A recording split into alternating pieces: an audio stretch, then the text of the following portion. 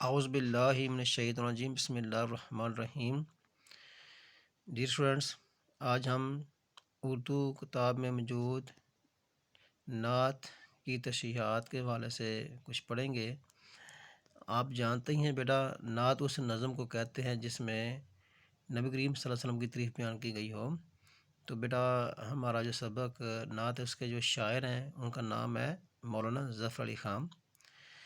تو اس نعت کا بیٹا پہلا شعر جو ہے وہ اس طرح سے ہے: دل جس سے زندہ ہے وہ تمنا تم ہی تو ہو، ہم جس میں بس رہے ہیں وہ دنیا تم ہی تو ہو۔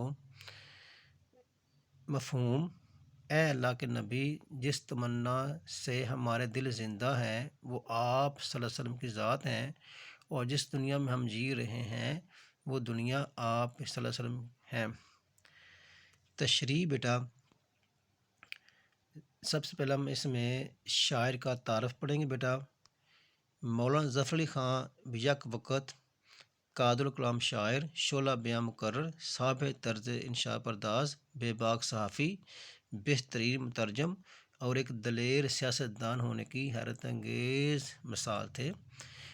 ہر چند مولانا کی اکثر و بیشتر شاعری ہنگامی صورتحال کا تقاضا ہے، تاہم انہوں نے حمد و نعت میں وہ مقام پیدا کیا جس کی مثال نہیں ملتی۔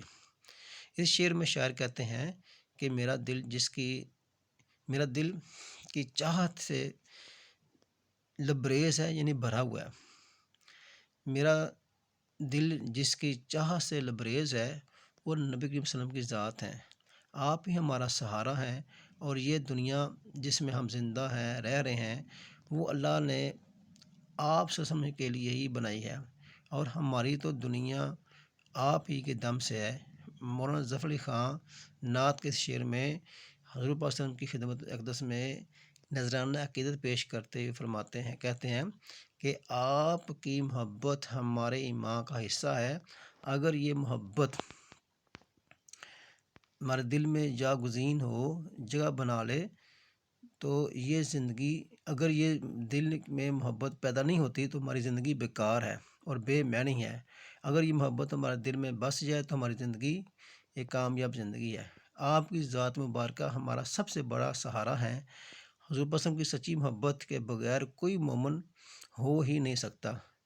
آپ نے دنیا کو اسلام کے نور سے منور کر دیا اور اللہ کے احکامات کے مطابق بہترین نظام زندگی قائم کیا، جس پر چل کر دنیا امن و آشتی کا گہوارہ بن گئی۔ آپ صلی اللہ علیہ وسلم کی بدولت یہ کائنات آباد ہے۔ ہم آپ کی محبت کی دنیا میں رہ رہے ہیں، یعنی آپ کی ذات مبارکہ ہی ہماری زندگی کا مرکز و محور ہے۔ بقول شاعر: تمنا ہے تیری اگر ہے تمنا، تمنا ہے تیری اگر ہے تمنا، تیری آرزو ہے اگر آرزو ہے۔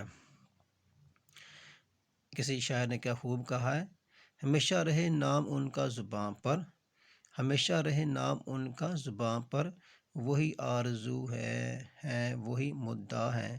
تو یہ بیٹا آپ کی نعت کا جو پہلا شعر تھی اس کی تشریح تھی۔ اس کو بیٹا ایک دفعہ پڑھیں، سمجھیں، اس کو یاد کریں۔